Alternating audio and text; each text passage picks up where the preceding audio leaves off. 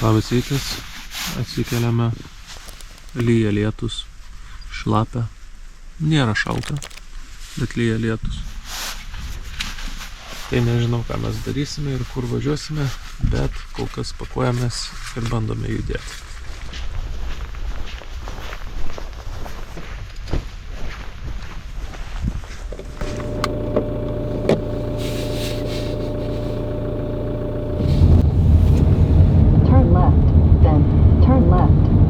Buvome sustoję Iceware parduotuvėje, čia toksai, kaip suprantu, Islandų yra brandas viso šito outdoors equipment, lietuviškai nebemogu kalbėti, kaip outdoors equipment, turistinių prekių parduotuvė, sakykime.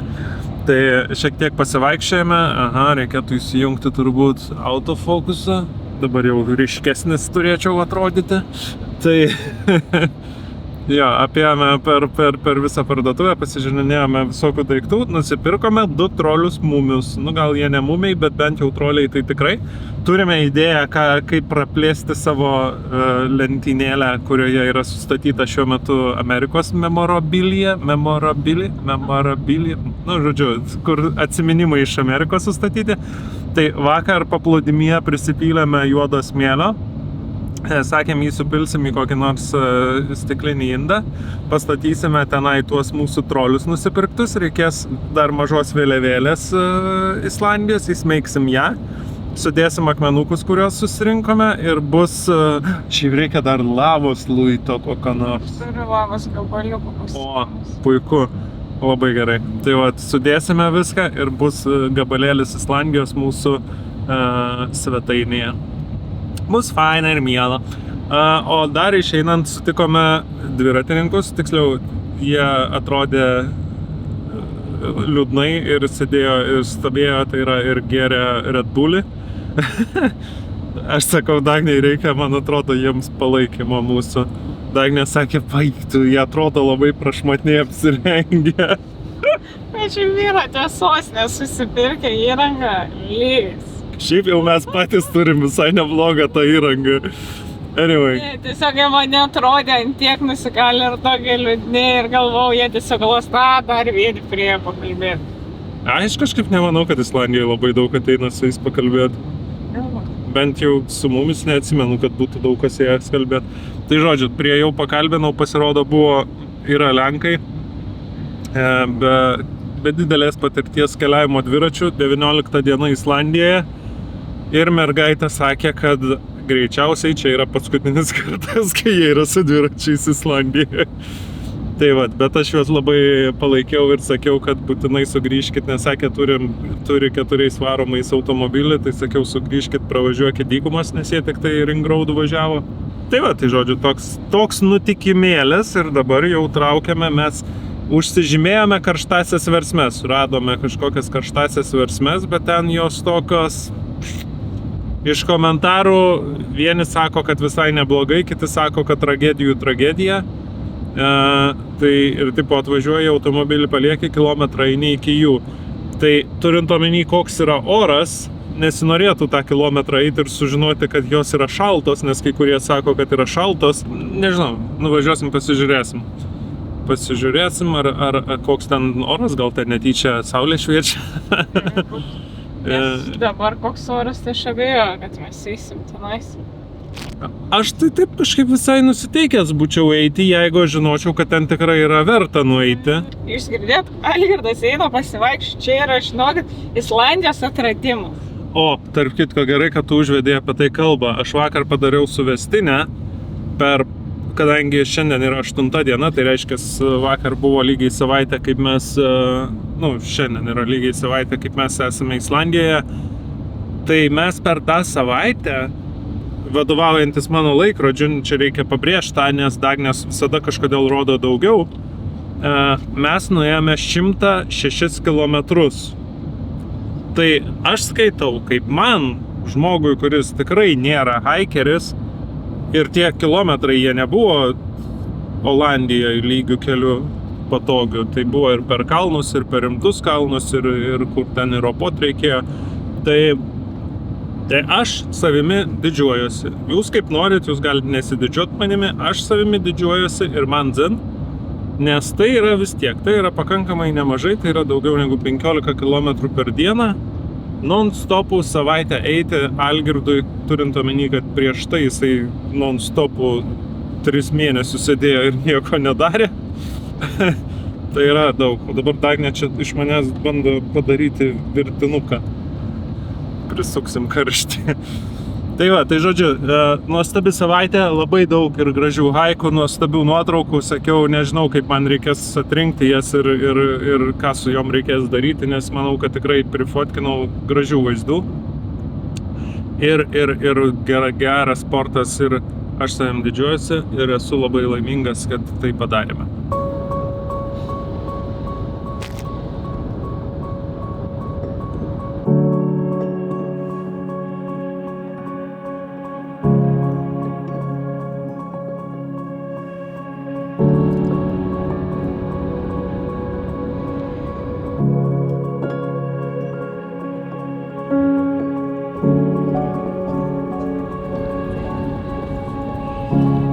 Sakiau, reikia pasiskųsti žiūrovams. Dagnė prisidirbo. Juokauju, ne, Dagnė yra šaunuolė. Dagnė yra pati geriausia moteris šiame pasaulyje. Po mano mamos. Galiu tai pasakyti? Leidžiu. Pažiūrėjau kainas, kiek kainuoja išsinuomoti vaną. Ką jūs galvojat? Atsimenat, aš jums rodžiau kažkuriam vlogę, kaip atrodo čia tie visi keliaujantieji. Tai jeigu nori tiesiog, pats paprasčiausias variantas yra palapinė ant stogo. Kainuoja išsinuomoti, kiek sakiau? 500 eurų. 500 eurų 4 dienoms. Nu tai grubiai tariant 125. Nu tai čia kind of make sense, sakykime. Nu nežinau, ar tikrai make sense, bet šiek tiek make sense. Bet jeigu tu nori išsinuomoti mikriuką jau normalų, kainuoja 1000 eurų 4 dienom. 250 eurų. Nu, sakyčiau, jau brango koką. Jeigu tu nori luxury, tu čia luxury kabutėse įdėsiu, tai yra tasai kemperis uždėtas ant pikapo. Kainuoja 2000 eurų 4 dienoms. 2 sumauti 1000 eurų 4 dienoms, tai yra po 500 eurų per dieną. Kitaip tariant, jeigu tu pasiimsi mažą automobiliuką už ten kokį 60 eurų, nu gerai, 100 eurų per dieną, tu galėsi miegoti viešbučiuose po 400 kas naktį, kas net Islandijoje jau turbūt tau nupirktų visai neblogą viešbutėlį. Ir bus tai tas pats, kas tiesiog turėti sumautą kemperį uždėtą ant pikapo. Nu, aš nežinau, ta prasme, kaip jums, bet man tai skamba kaip totalus bullshit. Nu, taip, gerai, nu, tu esi nepriklausomas, gali važiuoti kur nori, nakvot kur nori negali. Turi vis tiek nakvot tuose pačiuose campsite'uose ir susimokėti po 400 eurų už savo lovą. Nu, nežinau, tada jau gal geriau yra nusipirkti Lietuvoje veną, jį įsirengti ir atsiplukdyti čia pakeliauti, o grįžus parduoti. Jaučiu gautus pigiau. Arba dar geriau parduoti tą kemperį čia ir uždirbti pinigų. Klausyk, ar tik gimė verslo planas? Jo, nu žodžiu, bullshit. Bullshit.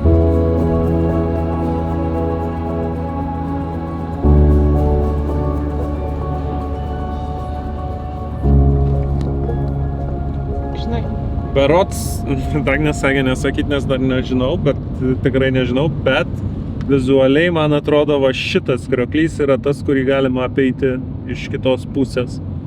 Jo, tikrai taip ir bus. Tai va, randomų pamatėm važiuojant, tai mes kaip krioklių maniakai nusprendėme, kad dar pasišlapinsim. Ai, bet čia net nesušlampė realiai, tik šie.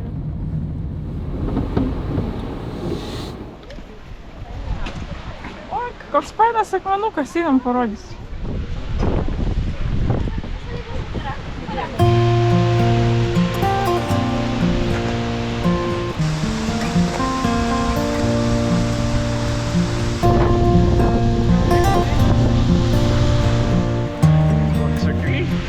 ir laukiam, kad užlips. Ir tuo metu ant mūsų pila.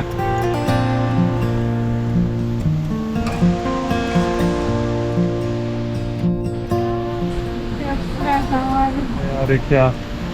Tai buvo klaida. Aš naiviai pažiūrėjau, kad pagyvenus amžiaus vyriškiai praėjo parkingę su sausom kelnėm ir pagalvojau, kad čia nesušlampama. Bet jie greičiausiai tiesiog čia nėjo.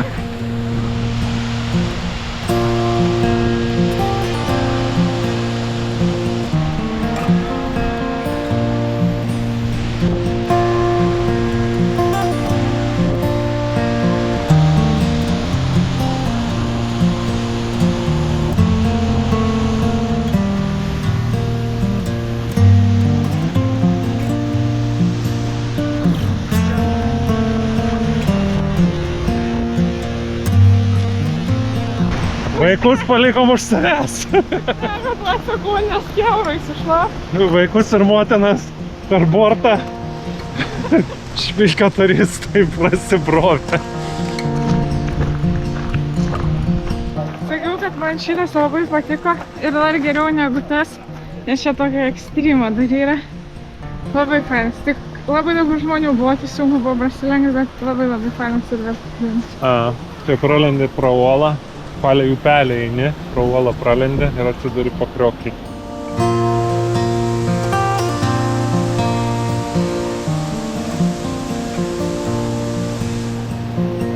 Šalta, šlapia. Tai nepamiršk, kad susidėt daugiau rūbų nuo lietaus praverstų. Jo, nes mes čia tikrai durnai padarėm, kad neužsidėjom nuo lietaus kelnių, nes tikrai jos būtų čia labai pravertę. Nes dabar kelnės kiaurai šlapios, gręžt gali. Dar užsuksim čia į kažkokią uolytę mažą ir trauksim atgal. Čia gnomai gyvena, troliai.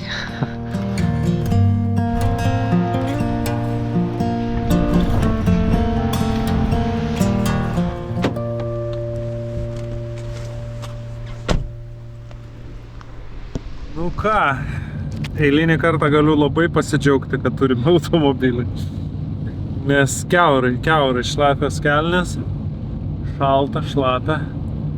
Dabar įsėdai savo, sėdynė šildymo, opt, salono šildymo, opt. Ir judame link viešbučio. Dabar jau tikrai link viešbučio, neturėtų daugiau būti jokių krioklių. O, dviratingas Mina navagiokas. O, dieve. Tai kitoj pusė. Dieve, lėliau. Kaip jūs neįsivaizduojat, ant kiek mano širdis sopa matant tą žmogų. Nes aš taip žinau, ką tai reiškia, kai dar pirmi 20 km dar laiko ten rūbai viską, o po to tu tiesiog šali ir kankiniesi. Aš ne veltui prieš šitą kelionę, kai su Algirdu diskutavom, kaip keliausim, sakiau, Islandijai aš dviračio neminsiu, nes ten šalta, lyja ir labai vėjuota. Tai kiekvieną dieną savo pasakau, koks geras buvo sprendimas, taip vadas pasakyt. Nu, kaip? Ta prasme, žinai, vakar diena, pavyzdžiui, buvo superinė diena, būtum tikrai mėgavęsis tuo minimu.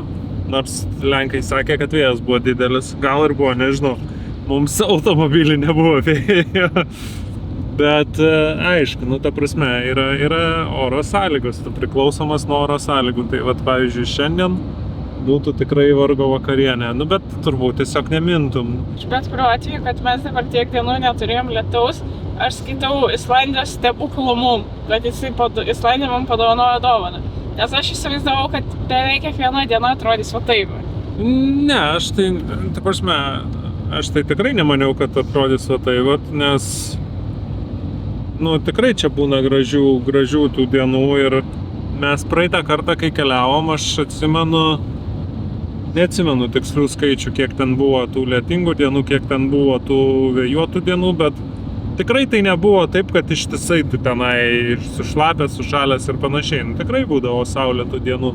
Čia aišku, gal mums visai pasisekė, kad jos tai buvo susidėjo į savaitę praktiškai be pertraukos. Nu, vienintelis prie Landmanulgaro ten truputėlį pakrapnojo, bet nu, palyginus su tuo, kas čia šiandien dedasi, tai ten tikrai ne lietus buvo. Tai va, bet žodžiu, aš nenoriu išgąsdinti žmonių, kurie nori su dviračiu pervažiuoti Islandiją, nes aš manau, kad tai yra tikrai verta padaryti kartą gyvenime. Bet jeigu jūs jeigu jūs suprantat, ką jūs darot ir jeigu jūs traukia toksai išbandymas savęs. Tai yra aišku loterija, didelė loterija, nes jeigu pakliūtų va toks oras 5 dienas iš eilės, savaitę iš eilės, labai išsivežtume turbūt kitokius įspūdžius, negu kad mes išsivešime. Man atrodo, mes tą kalbėjom už kadro, bet, pavyzdžiui, min šituo keliu, čia nėra jokio kelkraščio, absoliučiai jokio ir čia trafikas tikrai didelis. Tai va šičia mint ir dar toks oras kaifo iš vis į minusą būtų. Aš sutinku, aš manau, kad aš jau tada prieš tuos 13 metų galvojau, kad ring roadų minti yra absurdas. Aš dabar galiu tik tai sutikti su savimi. Tai va, tai žodžiu, atsargiai, su Islandija reikia atsargiai. Ir jeigu mint, tai aš siūlyčiau mint tada geriau vat, kažkur labiau į dykumas, kur yra mažiau tų vairių automobilių ir toks gal, nežinau, kaip jau čia kam, bet man dykumos traukia tos vidinės dykumos. Atvažiavome į viešbutį, taip iš pirmo žvilgsnio, tai atrodo kaip amerikietiškas motelis. Kaniūšnė. Tikėkimės, kas bus geriau negu amerikietiška motelija. Ir šilta, ir sausa. Kaip labiau norėčiau tikro židinio, o ne telkę. Žodžiu, receptionas uždarytas iki 3, tad turime pralaukti 40 minučių. Ir dėja viduje nėra taip jau šilta, kad norėtųsi ten ir būt. Tad grįžtame atgalios į savo ištikimą į tarną Dacia Duster.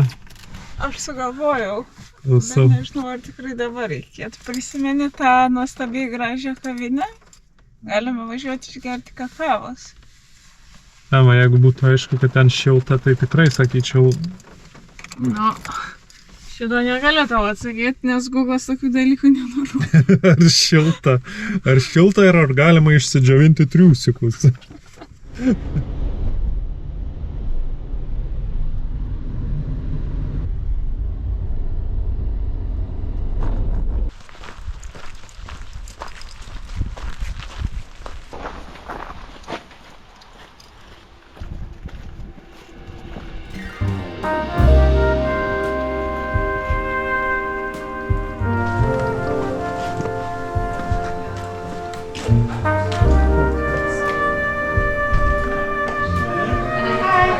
Two of you?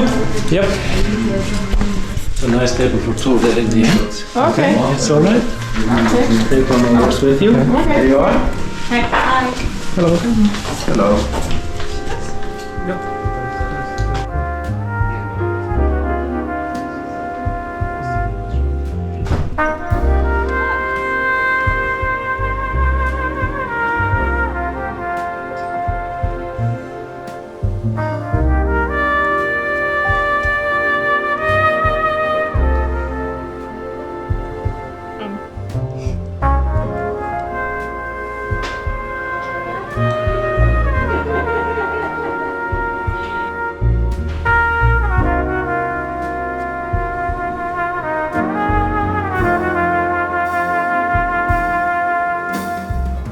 Valgau sumuštinį su salotomis.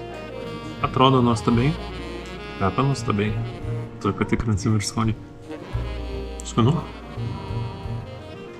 Duonytė, manyčiau, irgi jų gaminta gali būti. Toks labai naminis skonis.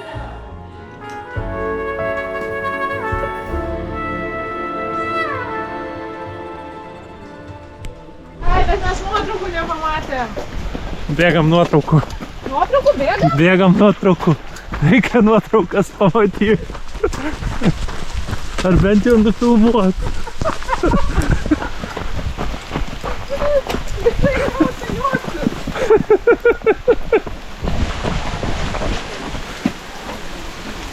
Oh, wow. Padarysiu, kad po to normaliai pažiūrėt. Eik, tu Bijom, kad lyja. Belenkaip.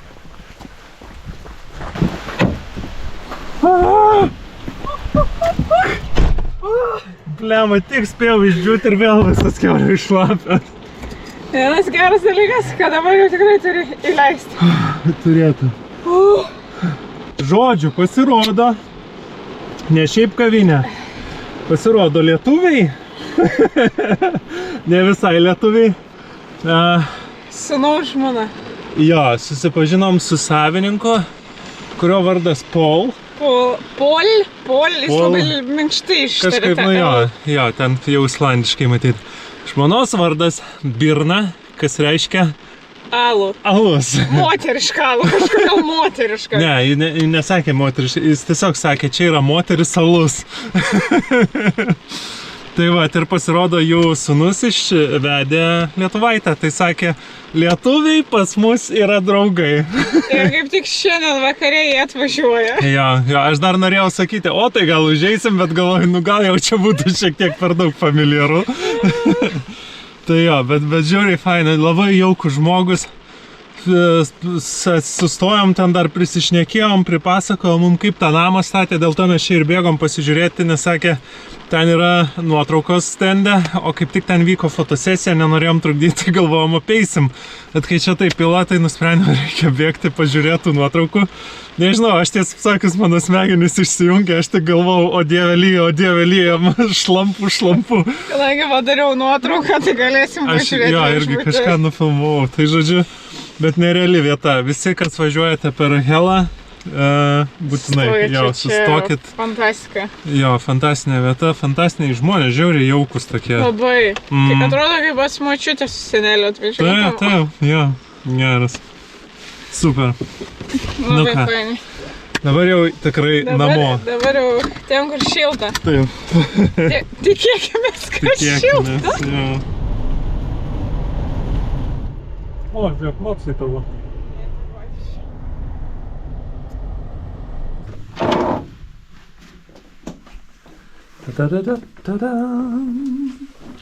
Jo, nu ką, šiaip turim namus, viskas gerai, sausa. O tai yra svarbiausia. Sausa, nu toks, žinai, mes tai nesausi. Nu, mes nesausi, bet kambarys bus sausas. O tai yra svarbu.